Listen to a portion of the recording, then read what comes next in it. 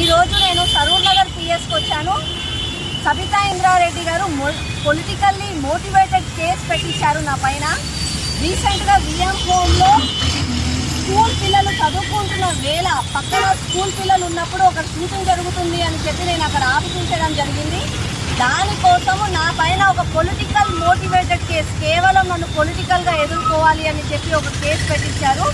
నేను ప్రశ్నించింది ఒకటే, సబితా ఇంద్రారెడ్డి గారు విఎం హోమ్లో ఎన్నో అన్సోషల్ యాక్టివిటీస్ అవుతున్నాయి. అక్కడ పందులని ఒక మాఫియా నడుస్తుంది. అక్కడ డ్రగ్స్ తాగుతున్నారు పిల్లలు. అక్కడ సరిగ్గా స్కూల్ ఫెసిలిటీస్ లేవు అని చెప్పి నేను అడిగాను. దానికి మీరు నా పైన కేసు పెట్టించడం ఎంతవరకు సబబు?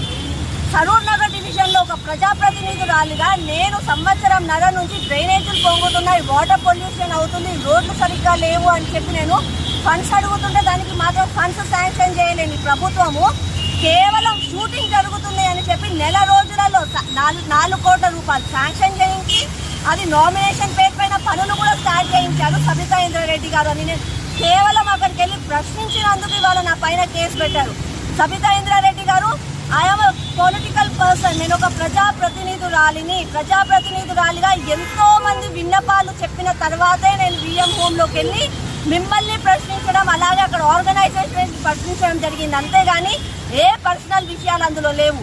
అలాంటప్పుడు మీరు ప్రజల గురించి ఆలోచించకుండా నా పైన కేసు పెట్టించడం ఎంతవరకు కరెక్ట్? సబితా ఇంద్రారెడ్డి గారు, మీరు ఆలోచించుకోవాలి. మహేశ్వర ప్రజలందరూ కూడా చూస్తున్నారు. నేను ప్రశ్నిస్తున్నానని చెప్పి నా పైన ఎంతో మంది ఆల్రెడీ నాకు సజెషన్స్ ఇస్తున్నారు. అమ్మా, నువ్వు సబితా ఇంద్రారెడ్డి జోలికి వెళ్ళకు, షీఈ్ వెరీ చాలా స్ట్రిక్ట్గా ఉంటారు, తను ఏదో ఒక విషయంలో నిన్ను దెబ్బతీస్తారమ్మా అని అడిగితే నేను తప్పు చేయనప్పుడు నేను ఎందుకు భయపడాలి? నేను కేవలం ఆమెను ప్రశ్నిస్తున్నాను కదా అనుకున్నాను. నా పైన ఓపెన్గా ధమ్కీలు ఇప్పియడము, నన్ను ఏదో టార్గెటెడ్గా మాట్లాడడం వాళ్ళు చేస్తూనే ఉన్నారు. నేను భయపడేటామెని కాదు. నేను తప్పు చేయని అన్ని రోజులు నేను మిమ్మల్ని ప్రశ్నిస్తాను. మిమ్మల్ని సబితా ఇంద్రారెడ్డి గారిని మీరు చేసే తప్పుని ప్రశ్నించడం నా హక్కు. నేను మిమ్మల్ని ప్రశ్నిస్తాను, అలాగే మిమ్మల్ని గద్దెదించడము ఖాయము. అలాగే కేసీఆర్ తెలంగాణ ప్రభుత్వం మన రాష్ట్రంలో చేస్తున్న అన్యాయాన్ని ప్రశ్నించి వాళ్ళని కూడా గద్దెదించడం ఖాయం.